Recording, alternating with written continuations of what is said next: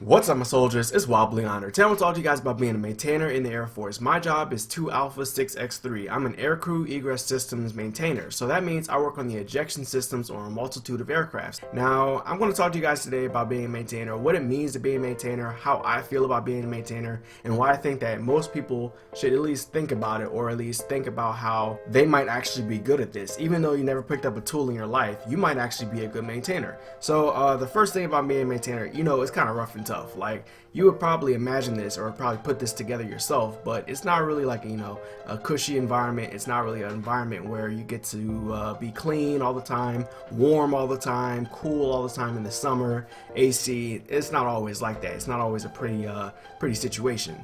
So weather, most people talk about this. When they talk about being a maintainer, you think you're going to be like outside on the flight line and it's going to be snowing, or in the summer it's going to be 100 degrees and you're just going to be sitting out there working. And yes, that definitely happens, especially when I was working on I'm going to put up a picture of a B-52.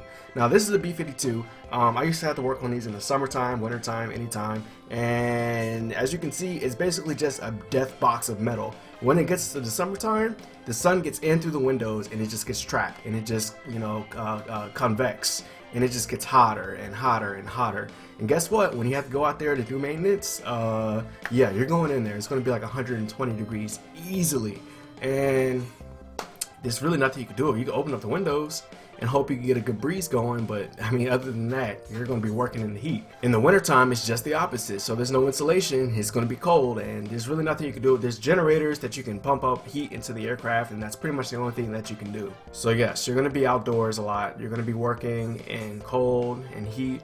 If it's cold, guess what?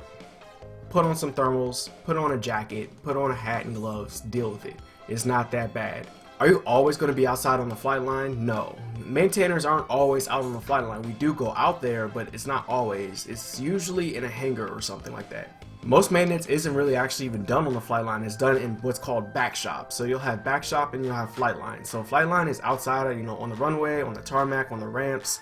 You'll sometimes do inspections out there, quick maintenance, stuff that doesn't really require you to take off too much stuff.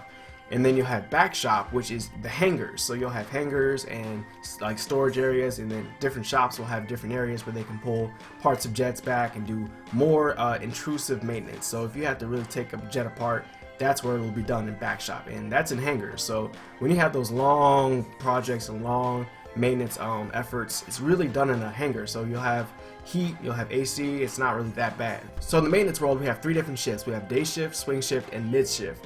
Day shift usually works from around 7 a.m. to around 3 p.m. in the afternoon.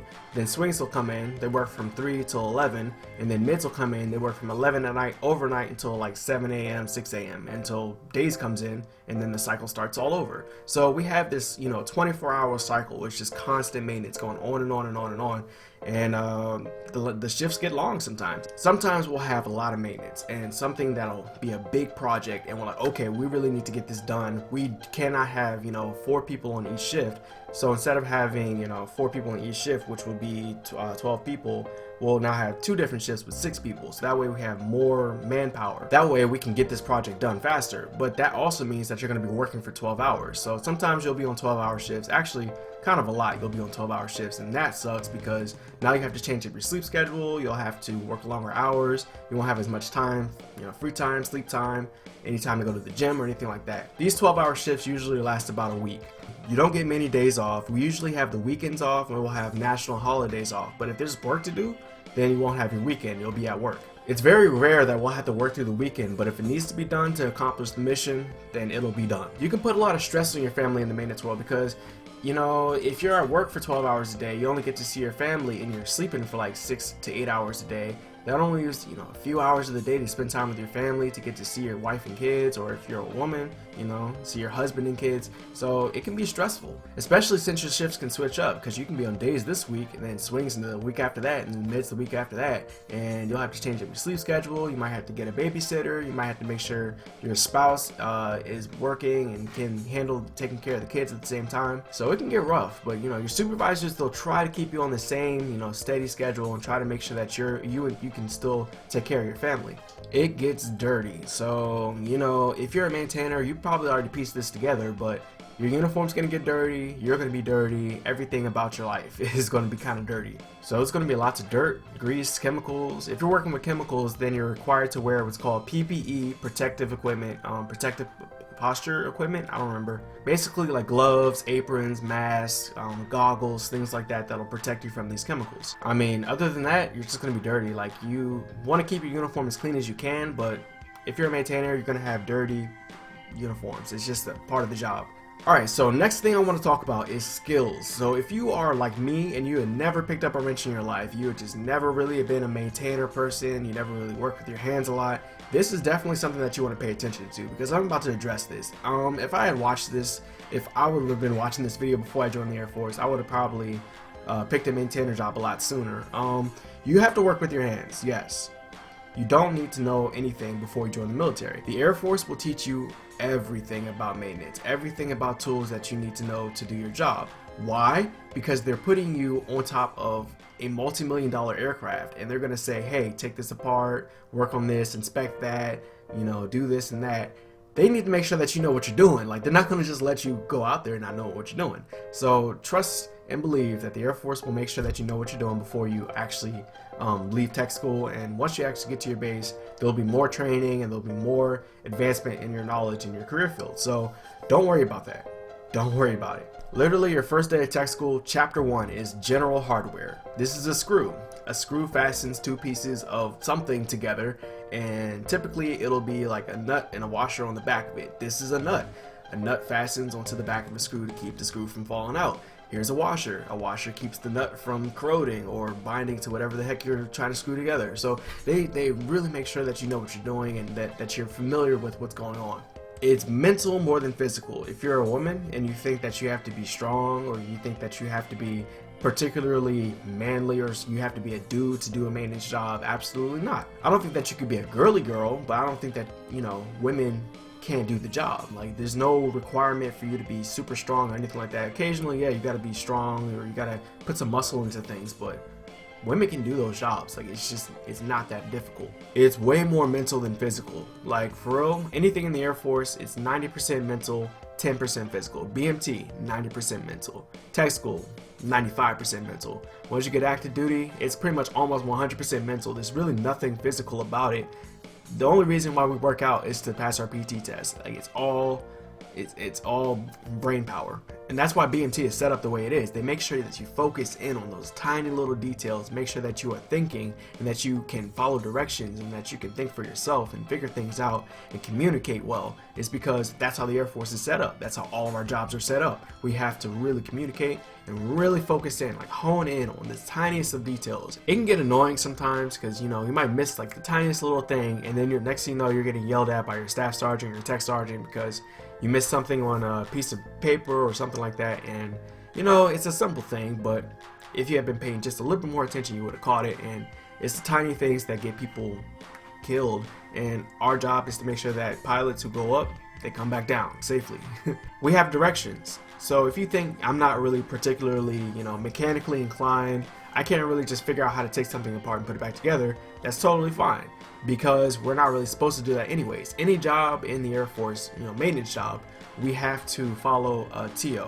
So we'll have like a laptop or something. We'll pull the laptop out and we'll pull up a job. So we'll say, hey, we want to take off the canopy.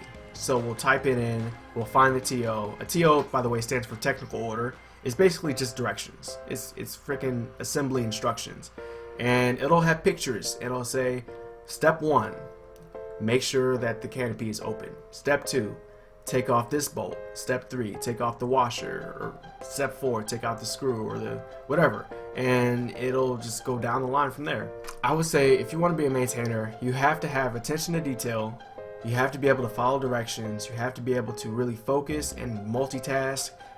Usually there'll be 5 or 6 different things going on at once, 7, 8, 9, 10 things going on. It's just, you have to keep up with it. It's like you can't just, you know, slack off and just forget things, because that's when you get in trouble and that's when you get hemmed up for forgetting stuff. The easiest way to not forget things is just to write them down, and that's just what I found to be most effective. If I'm feeling like I'm overwhelmed, I slow down, I write stuff down, that way I don't forget and I don't end up hemmed up.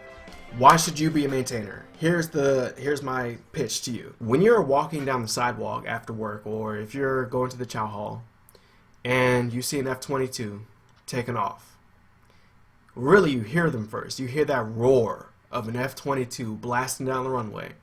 They pitch up, they bank, and then they're booking it. Like, afterburners are on, they're gone, and you just think to yourself, I didn't make that happen personally, but I definitely played a role. I know at some point I've touched that jet. I know at some point I have inspected it, or I've installed something or removed something. I know that in some way I made that possible, and definitely without my shop and the brothers and sisters I have in my shop, that wouldn't have happened. It just wouldn't have happened. And especially when you are working on something and you just complete it. You did it yourself, you know, maybe with the help of somebody else, but for the most part you did it. Or you just did it yourself. You have that sense of accomplishment and that sense of, I completed this task, I made this possible, I made the Air Force awesome today. And you get to see an F-22 take off at close range, and it's just it shakes your rib cage every time, and it makes you feel proud.